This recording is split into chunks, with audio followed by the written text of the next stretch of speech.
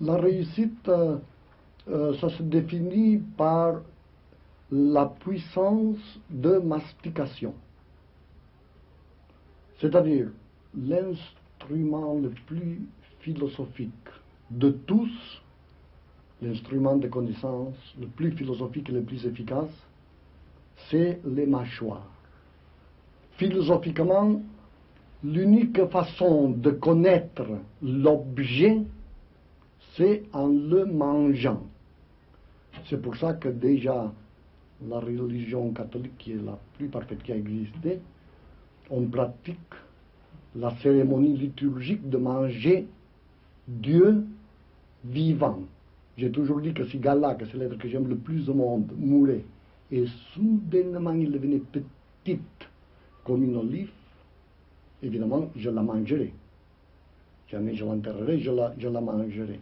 À ce propos, j'ai un souvenir exemplaire d'un étudiant de philosophie qui vivait avec Luis Buñuel, García Lorca et moi à la résidence d'étudiants de Madrid, et lequel mangea un armoire à glace, tout complet. C'était pas un armoire à glace très, très grand, mais c'était un armoire à glace quand même qu'il avait presque 1 mètre de hauteur. Et il l'a divisé mathématiquement par les petits cubes, et ça durait 2 ans. Et tous les jours, il pilait le bois, et avec la purée de pommes de terre, au petit déjeuner, il mangeait un peu de son miroir à glace, enfin de son armoire à glace.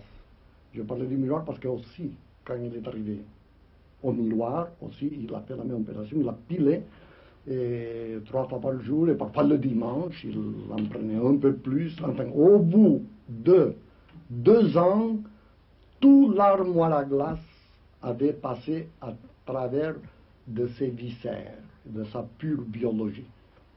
Ce garçon est devenu fou plus tard, comme c'était à prévoir, mais quand même, la leçon de philosophie, dans le sens de la réussite, était totale.